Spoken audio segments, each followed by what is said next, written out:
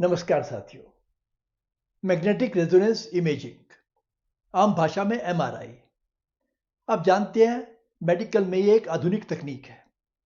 2000 के दशक की शुरुआत में एक इंडस्ट्रियल डिजाइनर डॉ डीट्स ने जीई हेल्थ केयर के लिए इन इमेजिंग मशीनों के डिजाइन किए। डिजाइनर का तो यही काम होता है ना। पर एक दिन डॉ डीट्स ने एक छोटी लड़की को देखा जो उनके द्वारा डिजाइन किए गए स्कैनर के पास जाते हुए रो रही थी। वो समय था जब डो ने कोशिश की एक डिजाइनर की नजरों के बजाय अपनी मशीन को उस बच्चे की नजरों से देखने की। कमरे में अंधेरा और उसमें टिमटिमाती फ्लोरेसेंट रोशनी, यह तो कहीं से भी कोई सुखद अनुभव नहीं था। डो डीट्स ने एक कदम आगे बढ़ते हुए डिजाइन थिंकिंग को आजमाकर नई प्रेरणा खोजने की कोशिश की। वह एक कार्यशाला के लिए स्टैनफोर्ड के डी स्कूल गए। कार्यशाला ने डो को नए तरीके सिखाए जिससे उनका रचनात्मक आत्मविश्वास जागृत हुआ। उन्होंने सीखा कि किस प्रकार मानव केंद्रित दृष्टिकोण का उपयोग डिजाइन और नवाचार के लिए किया जा सकता है। उन्होंने एक डे केयर सेंटर में छोटे बच्चों को देखने और उनके प्रति सहानुभूति प्राप्त करने से शुरुआत की। उन्होंने यह समझने के लिए बाल विशेषज्ञों से बात की कि बाल रोगियों को क्या झेलना पड़ता है। उन्होंने अपने आसपास के लोगों से मदद के लिए संपर्क किया, जिसमें जीई कंपनी की एक छोटी स्वयंसेवी टीम, एक स्थानीय बच्चों के संग्रहालय के विशेषज्ञ और 2 अस्पतालों के डॉक्टर और कर्मचारी शामिल थे। इसके बाद उन्होंने एडवेंचर सीरीज स्कैनर का पहला प्रोटोटाइप बनाया और वह इसे पिट्सबर्ग मेडिकल सेंटर विश्वविद्यालय के बच्चों के अस्पताल में एक पायलट प्रोग्राम के रूप में स्थापित करने में सक्षम हुए। परिणाम स्वरूप सबसे पहले रोगी संतुष्टि स्कोर 90% बढ़ गया। बच्चों की चिंता की जगह उत्सुकता और उल्लास ने ले ली। जब बच्चे परेशान होते हैं तो माता पिता को भी कष्ट होना स्वाभाविक है। स्कैन के दौरान खुशी और खेल के अनुभव ने माता पिता के मन से भी डर दूर कर दिया। इतना ही नहीं, उनमें से कुछ तो अपने माता पिता से यह भी पूछने लगे कि क्या वे अगले दिन फिर से वहां पर आ सकते हैं। इससे प्रक्रिया के दौरान बच्चों के लिए स्थिर रहना आसान हो गया और डॉक्टरों को स्कैन दोहराने की आवश्यकता भी कम हुई। बेहोशी की दवा भी कम लोगों को देनी पड़ी। कुल मिलाकर उतने ही समय में अधिक रोगियों की स्कैनिंग, यानी इलाज के खर्च में कमी। अब डॉ डीट्स अन्य जीई कर्मचारियों को अपनी टीमों में डिजाइन सोच और नवाचार विधियों का उपयोग करने के लिए प्रशिक्षित करते हैं। साथियों, डॉ डीट्स द्वारा अपनाए गए दृष्टिकोण में ही छिपी है आज की टिप। उस पर से पर्दा हटाएंगे अपने रिमाइंडर के बाद।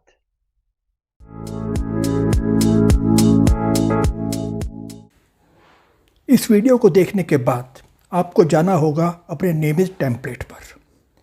यदि आपने वो टेम्पलेट अभी तक डाउनलोड नहीं किया है तो नीचे डिस्क्रिप्शन में दिए गए लिंक से डाउनलोड कर लें, या वैसा ही चार्ट प्लेन पेपर पर या अपनी नोटबुक में ड्रॉ कर लें, जैसे भी ठीक लगे। पर आपकी यह यात्रा शुभ और सफल हो, इसके लिए यह एक आवश्यक कदम है।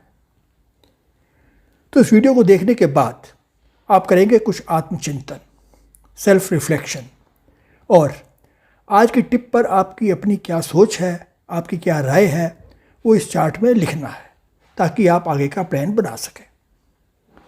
प्लान में आपने टिप से आगे बढ़ते हुए उसे अपने एक्शन स्टेप्स में कन्वर्ट करना है। यह समझना भी आवश्यक है कि टिप तो एक होगा, परंतु उसके लिए उठाए गए कदम बहुत से हो सकते हैं। आपके लिए क्या उपयुक्त होगा, यह निर्णय केवल आप ही कर सकते हैं। तो आपको क्लियरली लिखना है कि आप इस टिप को इम्प्लीमेंट करने के लिए क्या स्पेसिफिक कदम उठाएंगे। अगला स्टेप है आपका लक्ष्य, यानी टारगेट। आप यह कदम उठाकर कहाँ पहुँचने का लक्ष्य रखते हैं। कहने की आवश्यकता नहीं है कि यह माइलस्टोन बहुत क्लियर और स्पेसिफिक होना चाहिए। अब कहाँ पहुँचना है यह तो निश्चित हो गया, पर कब तक? यदि इसकी कोई तिथि नहीं होगी तो आपके टारगेट का कोई मतलब नहीं रह जाएगा। तो आपको एक निश्चित तारीख तय करनी होगी। और अंतिम सेक्शन है समीक्षा, रिव्यू और आगे की कार्रवाई। यह आपको भी नहीं भरना है। आप कुछ समय बाद यहाँ पर वापस आएंगे अपनी प्रगति देखने के लिए, और जब आप अपना टारगेट अचीव भी कर लेंगे तो भी आवश्यक नहीं है कि यात्रा के चरण का अंत हो गया, जब तक आप स्वयं ऐसा निर्णय ना लें। या आप डिसाइड करेंगे कि आपको कोई आगे नया टारगेट, बड़ा टारगेट लेना है या इसे यहीं क्लोज कर देना है। तो समय समय पर आप अपनी प्रगति की समीक्षा करेंगे। ये निर्णय आप स्वयं करेंगे, ऑटोमेटिक नहीं होगा। किसी भी टिप को अच्छी प्रकार समझने के लिए आप किसी ऐसे व्यक्ति से सहायता ले सकते हैं जिस पर आपका विश्वास हो। यदि यह संभव नहीं है तो भी चिंता की कोई बात नहीं। अपने प्रश्न, अपनी शंकाएं वीडियो के नीचे कमेंट सेक्शन में जाकर लिखिए निसंकोच। आप सभी के प्रश्नों का उत्तर देने की पूरी कोशिश की जाएगी। और यदि आपको लगता है कि कोई टिप आपके लिए एप्लीकेबल नहीं है, या आप उस पर कोई विशेष योजना, कोई स्पेसिफिक प्लान बनाने की स्थिति में नहीं हैं, तो बस पहला सेक्शन इस टिप पर मेरी समझ और विचार में अपने विचार भरें और आगे बढ़ जाएं। क्योंकि हो सकता है यह टिप आपके लिए आज प्रासंगिक ना हो, परंतु भविष्य के गर्त में क्या छिपा है यह तो कोई नहीं जानता। वैसे भी अपनी यात्रा में अक्सर आपको पीछे मुड़कर देखना चाहिए और अपने पहले के कार्यों की समीक्षा करनी चाहिए और संशोधन करना चाहिए। इसलिए ज़रूरी है कि प्रति सप्ताह कम से कम अपनी समझ और विचारों को रिकॉर्ड करके ही आप आगे बढ़ें।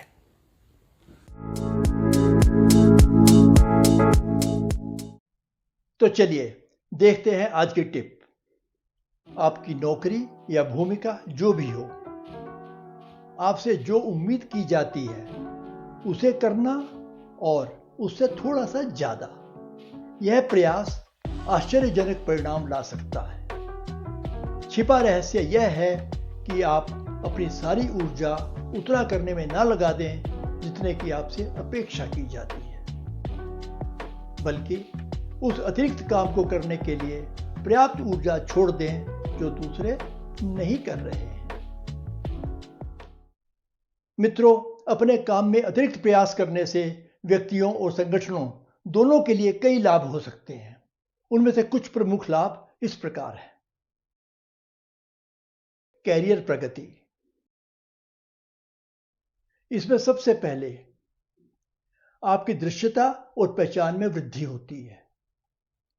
जब आप लगातार अपेक्षाओं से आगे निकल जाते हैं तो प्रबंधकों और सहकर्मियों का ध्यान इस पर जाता है। आपको मान्यता मिलती है और संगठन के भीतर आपकी प्रतिष्ठा बढ़ सकती है। इतना ही नहीं, नए कौशल और अनुभवों का विकास होता है। अतिरिक्त चुनौतियों का सामना करने से आपको नए कौशल सीखने और मूल्यवान अनुभव प्राप्त करने में मदद मिल सकती है। लीक से हटकर सोचने और चुनौतियों का नवीन समाधान सोचने के प्रयासों से जहां आपका कौशल बढ़ता है, वहीं दूसरी ओर आप संगठन के भीतर नवाचार की समग्र संस्कृति में योगदान देते हैं। और दूसरों के साथ सहयोग करके और अपनी विश्वसनीयता और पहल का प्रदर्शन करके आप अपने संगठन के भीतर एक मजबूत नेटवर्क बनाते हैं। यह भविष्य के कैरियर कदमों के लिए कंपनी के अंदर और बाहर दोनों तरह से अमूल्य हो सकता है। कुल मिलाकर यह आपको पदोन्नति, वेतन वृद्धि और भविष्य में नए अवसरों के लिए अधिक योग्य बना सकता है। परिणाम स्वरूप आपके लिए कैरियर में उन्नति के बेहतर अवसरों के द्वार खुल सकते हैं। व्यक्तिगत विकास और संतुष्टि।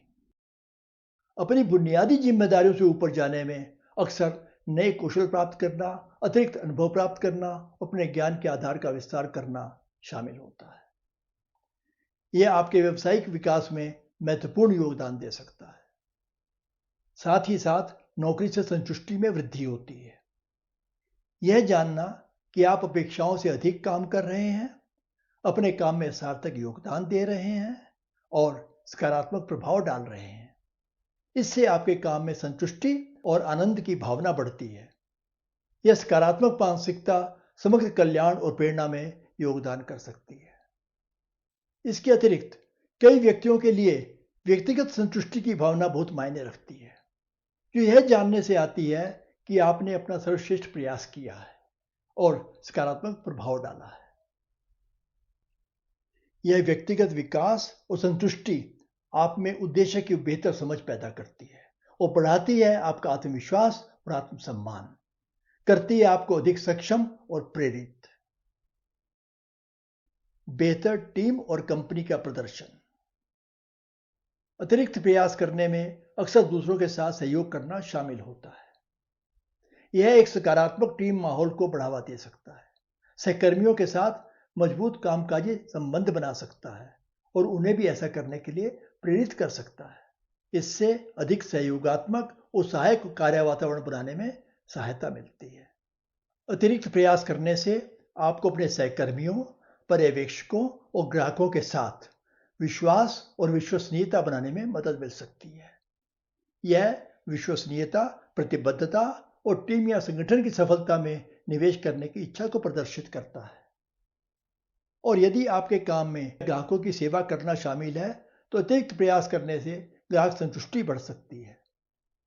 इसका परिणाम ग्राहक निष्ठा, सकारात्मक समीक्षा और आपके संगठन के लिए अच्छी प्रतिष्ठा हो सकता है।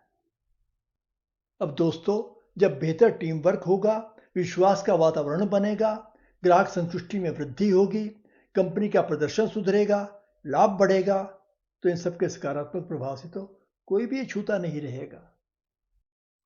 पर मित्रों, यह याद रखना भी महत्वपूर्ण है कि यह थोड़ा ज्यादा, ये एक्स्ट्रा माइल आपके स्वयं के कल्याण की कीमत पर नहीं होना चाहिए। सुनिश्चित करें कि आप स्वस्थ सीमाएं निर्धारित कर रहे हैं और संतुलन बनाते हुए अपने कार्यभार को प्रभावी ढंग से प्रबंधित कर रहे हैं।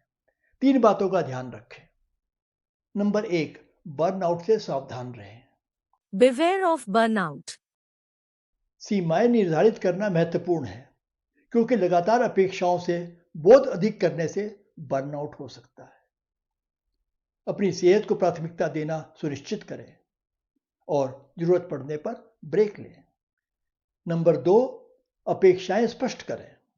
Clarify expectations.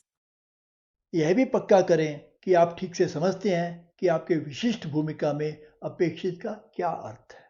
जो अपेक्षाएं पहले से ही अवास्तविक हैं, उनसे ऊपर जाना प्रतिकूल हो सकता है। और नंबर 3, प्रभाव पर ध्यान दें। Pay attention to the impact. सभी अतिरिक्त प्रयास समान रूप से मूल्यवान नहीं होते हैं। उन कार्यों को प्राथमिकता दें जो वास्तव में कंपनी या आपकी टीम को लाभ पहुंचाते हैं, न कि केवल उन कार्यों को जिनमें अधिक समय लगता है। अंततः अतिरिक्त प्रयास करने या ना करने का निर्णय व्यक्तिगत है। इसमें शामिल जोखिमों और लागतों के मुकाबले संभावित लाभों को तोलें और तय करें कि आपके और आपके कैरियर लक्ष्यों के लिए सबसे उपयुक्त क्या है। चलते चलते एक नज़र जिग जिगलर के इस उदाहरण पर। जो लोग लगातार अपने लक्ष्य हासिल करते हैं और जो अपना जीवन और कैरियर केवल अनुसरण में बिता देते हैं, उनके बीच की दूरी अतिरिक्त मील, द एक्स्ट्रा माइल। आपसे अनुरोध है कि इस वीडियो को लाइक करें, अधिक से अधिक शेयर करें और चैनल को सब्सक्राइब अवश्य करें।